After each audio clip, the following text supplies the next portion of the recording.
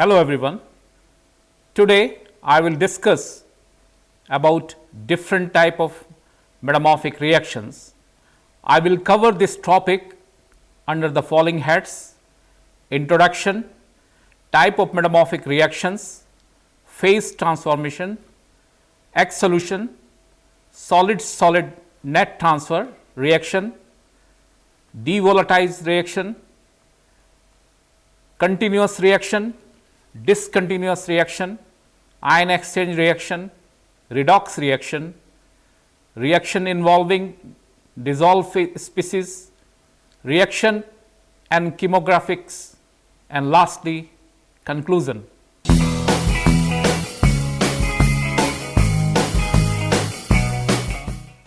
Metamorphic reactions are very important to understand the different textures and new set of minerals which are stable under the new condition of pressure and temperature. Normally, prograde metamorphic reactions involve dehydration or decarbonation.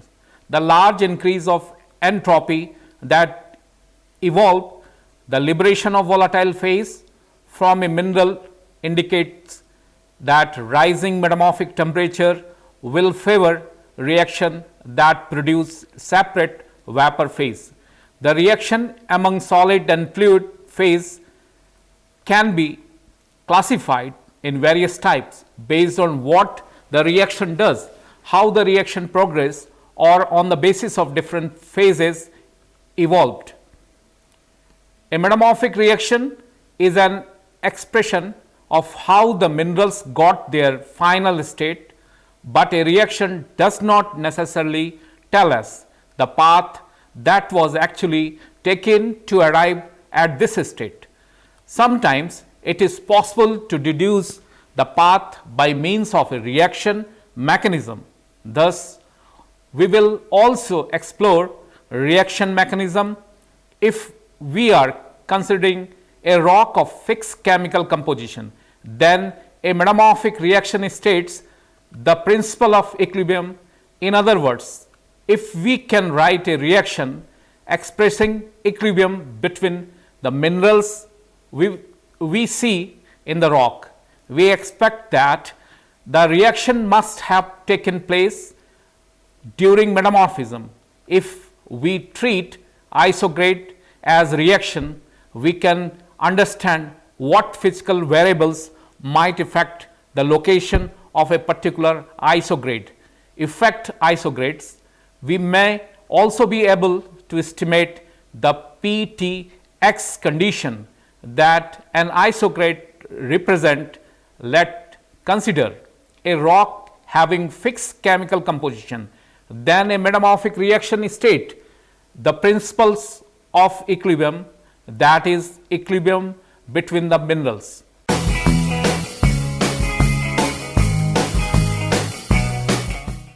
The various type of metamorphic reactions are as follows. First, phase transformation.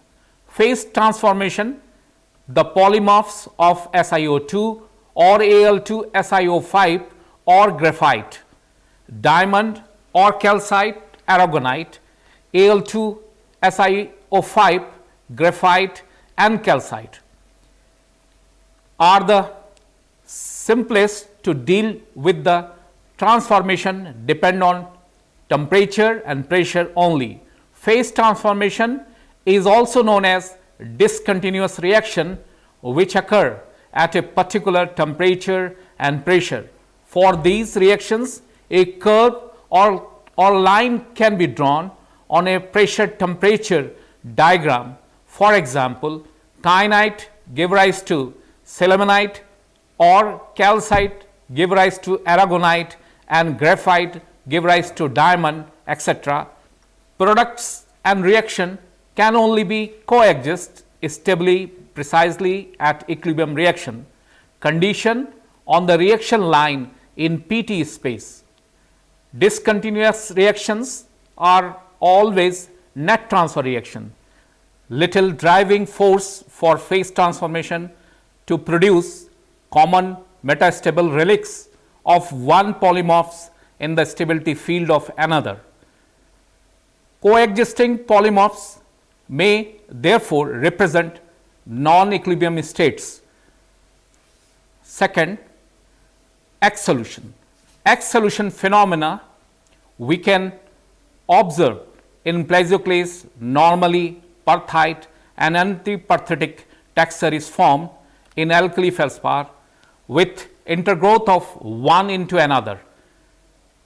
Solid-solid net transfer reaction.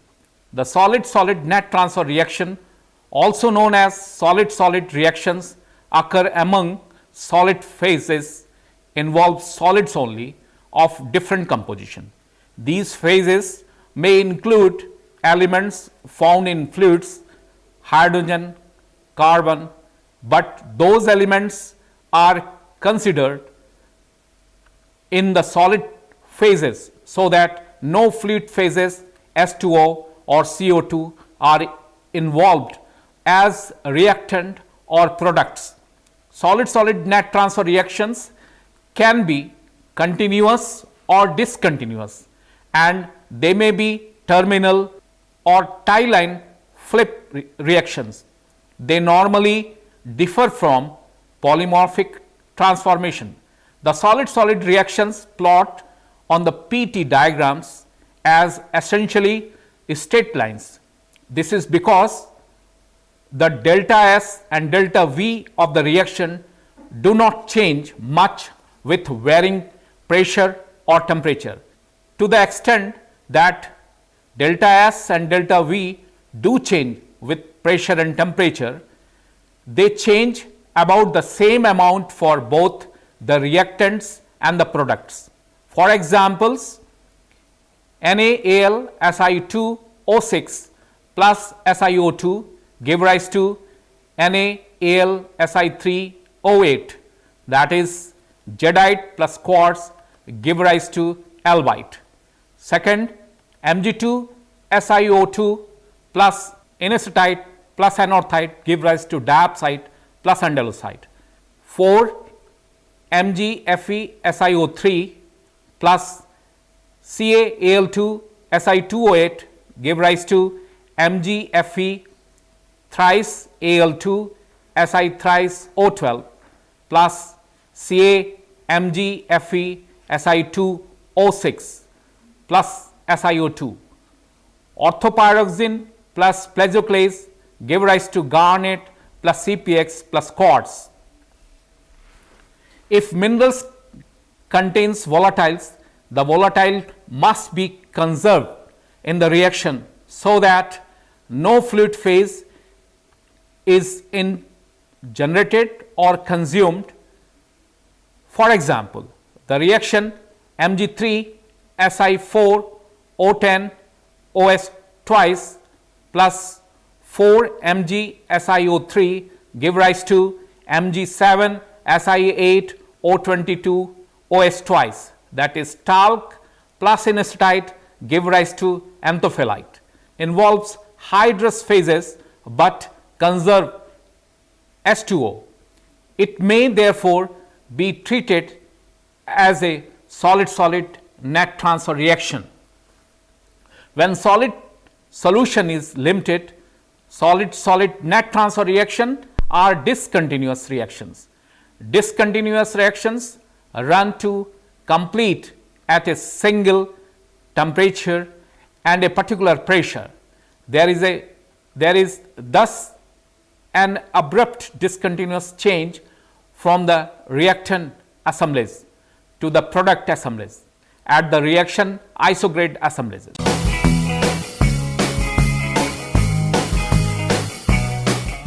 Devolatilization reactions are net transfer reactions that involve the liberation of a volatile phase H2O for dehydration reactions or CO2 for decarbonation reaction. Examples of dehydration and decarbonation reactions are muscovite plus quartz give rise to potash feldspar plus limonite plus water. Dehydration depend upon the partial pressure of water. Another reaction is your calcite plus quartz give rise to wollastonite plus CO2, that is a decarbonation reaction, because the entropy of a fluid is generally greater than the entropy of the solid phases. Fluid appear on the high temperature side of most such reaction. If the fluid composition is fixed, then devolatilization reactions are discontinuous. But if the fluid composition can vary as a result of the liberation of H2O or CO2, then the reaction will be continuous reaction. For example, KAl2Si3 AlO10 OS twice plus SiO2 give rise to KAlSi3 O8 plus Al2 SiO5 plus H2O.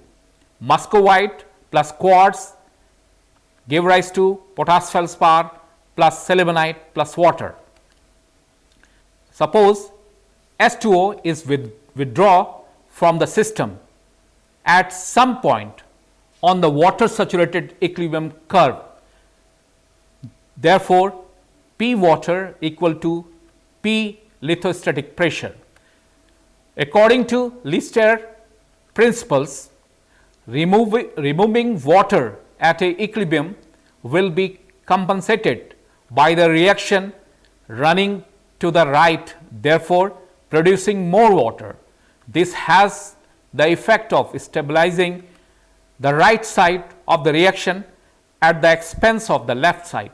So, as water is withdrawn, the potash feldspar plus sillimanite plus water field expand slightly at the expense of the muscovite plus quartz field, and the reaction curve shift towards lower temperature side.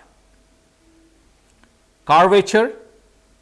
The curves for the dehydration or decarbonation reaction on the PT diagram will have shallow slopes at low pressure, because volume of a fluid phase is much larger than that of the solid phases. However, the compressibility of a fluid lead to a rapid decrease in the volume as pressure rises. So, the slope is steepened with rising pressure, leading to substantial curves. Some reaction curves around and gain a negative slopes at high pressure. Sensitivity to fluid composition. The PT position of a decarbonation or dehydration reaction change for a dehydration reaction such as muscovite plus quartz give rise to potash feldspar plus sillimanite plus water. If the rock contains an H2O rich fluid, the right hand side of the reaction will be stable over a smaller range of condition than if the rock contain an H2O poor fluids, either because the fluid is diluted with CO2 or the rock is derived out and not fluid saturated. Mixed volatile reaction involve the liberation and or consumption of the more than one volatile phase, typically H2O and CO2. An example is tremolite plus calcite plus quartz give rise to diopside plus H2O plus CO2. Mixed volatile reaction have the same general shapes as dehydration and decarbonation reaction on PT diagrams. However, they are generally plotted on temperature composition diagram instead of pressure temperature diagrams. Terminal reaction involves the creation of a new phase from 2 or 3 other phases, or in the other direction, the decomposition of one phase into 2 or 3 others. They may be solid-solid reaction or they may involve a fluid phase. An example of a terminal reaction is chloritoid give rise to stolite plus garnet plus chlorite. Tile and flip reaction. The tile and flip reactions involve two phases becoming stable together that were previously unstable together. And as with terminal reactions, they may be solid-solid reaction or they may involve a fluid phase. An example of a tie-line reaction is chlorite plus garnet give rise to biotite plus restorolite.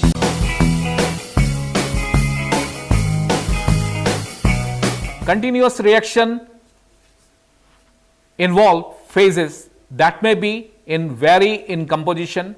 Such reactions are more common than discontinuous reaction because compositional variation of either fluid or solid phases is typical for geological materials. Continuous reaction occur over a range of conditions so that the products and reactant coexist stably over a range of conditions, but the composition of the phases changes systematically as condition changes.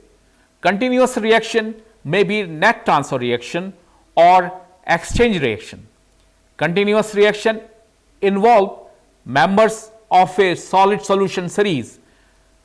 The partitioning of the chemical elements between phases changes progressively during reactions over range of P and T or with the production of new phases. For example, calcium rich garnet grow accompanied by a reactant in anorthite content of plagioclase as it reacts and fractionate into the garnet. Continuous reaction occur when the reactant and reactants products coexist over a temperature or grade interval. The composition of solid solution phases vary across the interval and the proportion of the mineral changes until changes one of the reactant disappear with increasing rate.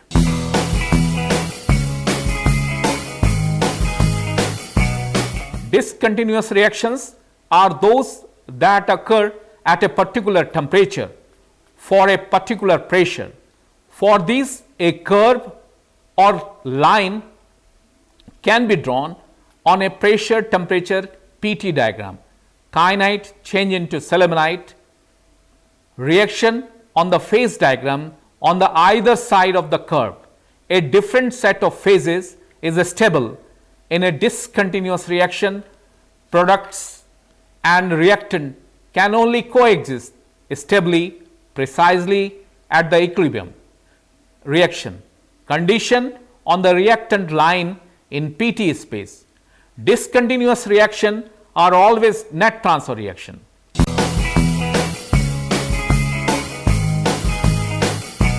This is also known as exchange reaction, involve two phases that both share a solid solution exchange, such as sodium by potassium or Fe+2 by Mg. For example, garnet FeMg thrice Al2 SiO4 thrice and biotite K potassium FeMg thrice Si3Al O10 OS twice. Reactions of these types are all continuous and differ from the other kind of reaction. The curve of these reactions are straight on a PT diagram and very steep because no change in volume. The reaction can be written as almandine in garnet plus phlogopite in biotite give rise to pyrope in garnet and enite in biotite, expressed as pure end members, but really involve FeMg or other exchange between immediate solution. Basis for many geothermobarometers causes rotation of tie line on compatibility diagrams.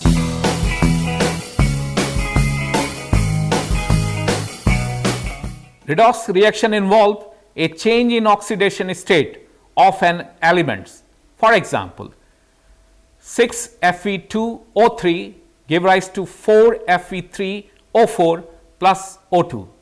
Second reaction, 2Fe3O4 plus thrice SiO2 give rise to 3Fe2SiO4 plus O2. At any particular pressure, these become oxygen buffer.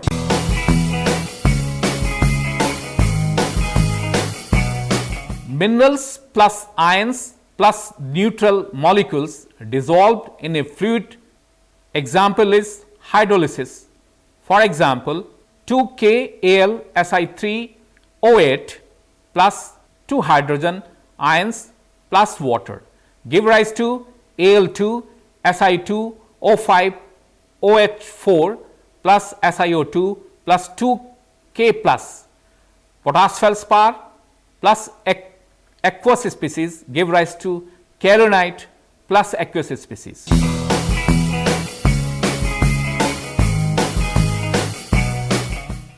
Reaction in chemographics.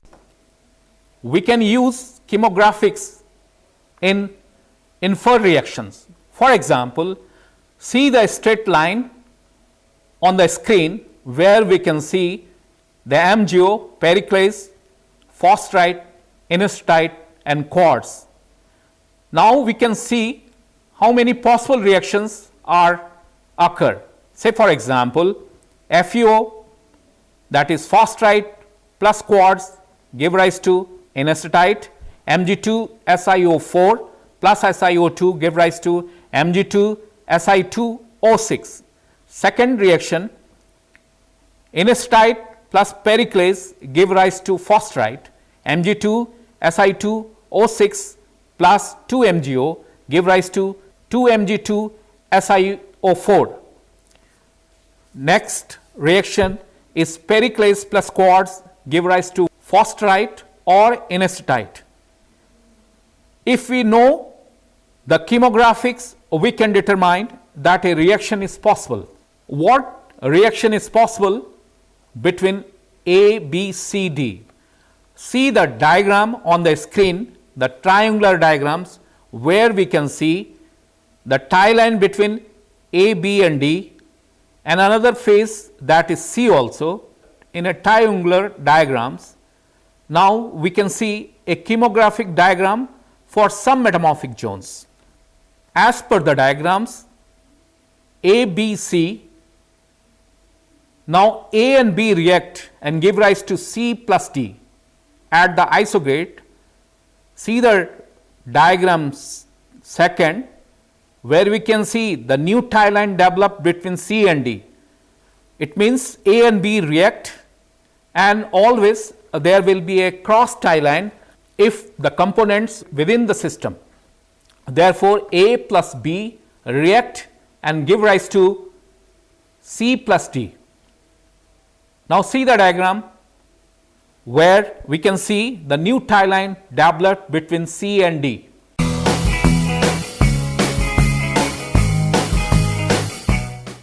In this module, I have discussed in detail about the metamorphic reaction, which are very important to understand the different texture and new set of minerals which are stable under the new condition of pressure and temperature.